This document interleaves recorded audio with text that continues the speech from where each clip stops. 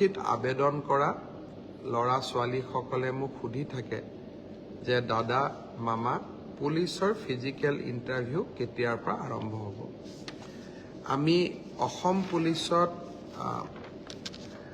6,434টা পোষ্টৰ বাবে আবেদনৰ প্ৰক্ৰিয়া আৰম্ভ কৰিছিলোঁ আৰু আজি আমি সিদ্ধান্ত ল'লো যে অহা 3 অক্টোবৰৰ পৰা পুলিচৰ ফিজিকেল টেষ্টসমূহ আৰম্ভ হ'ব।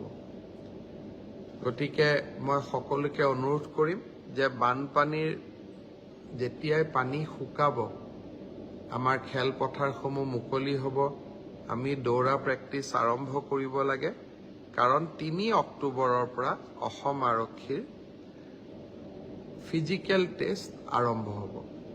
মোৰ লক্ষ্য হৈছে যে ফিজিকেল টেষ্ট, ৰিটেন আৰু ভাইভা তিনিওটা প্ৰক্ৰিয়া সম্পূৰ্ণ কৰি এই বিত্তীয় বৰ্ষতে আমি যাতে এই 6,434টা পদ ভৰ্তি কৰিব পাৰোঁ, এটা সুন্দৰ নিযুক্তি প্ৰক্ৰিয়াৰ মাজেৰে ল'ৰা ছোৱালীক নিযুক্তি দিব পাৰোঁ আৰু তাৰ লগে লগে 2025 চনৰ বাবে আকৌ এবাৰ নিযুক্তি প্ৰক্ৰিয়া আমি যাতে আৰম্ভ কৰিব পাৰোঁ। বিভিন্ন স্থানত গ'লে ছাত্ৰ ছাত্ৰীসকলে ADREৰ পৰীক্ষাসমূহ কেতিয়া অনুষ্ঠিত হ'ব সেই বিষয়েও মোক প্ৰশ্ন কৰে। আজি আমি সেই বিষয়েও এখন বৈঠক কৰিছিলোঁ।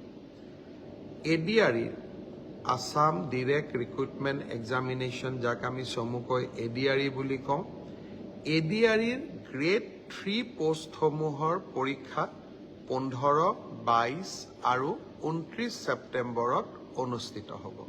মই আকৌ এবাৰ কৈছোঁ যে গ্ৰেড 3 পোষ্টসমূহৰ বাবে ইণ্টাৰভিউ 15, 22 আৰু 29 ছেপ্টেম্বৰত অনুষ্ঠিত হ'ব। এই পৰীক্ষা এইবাৰ লোকসেৱা আয়োগে পতা পৰীক্ষাৰ আৰ্হিত হ'ব।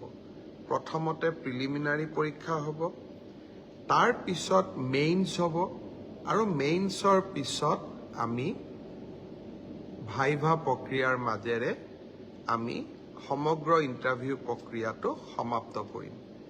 প্ৰিলিমছ এক্সাম 3য় শ্ৰেণীৰ পদসমূহৰ বাবে 15, 22 আৰু 29 ছেপ্টেম্বৰত অনুষ্ঠিত হ'ব। আজি আমি জুলাই মাহত আছোঁ। মই আশা কৰিম যে আমাৰ শিক্ষাৰ্থীসকলে, চাকৰি প্ৰাৰ্থীসকলে যাতে পঢ়া শুনা আৰম্ভ কৰে।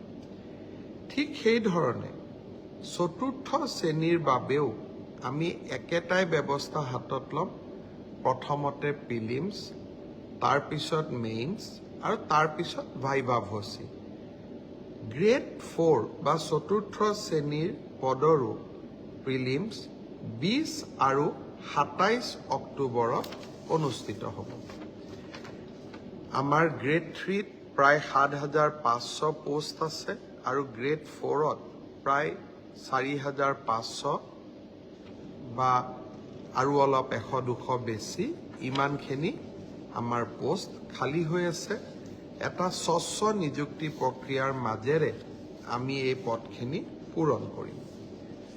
এলিমেণ্টাৰী এডুকেশ্যন প্ৰাথমিক শিক্ষা বিভাগৰ শিক্ষকসকলৰ নিযুক্তিৰ প্ৰক্ৰিয়াও খুব সোনকালে আৰম্ভ হ'ব।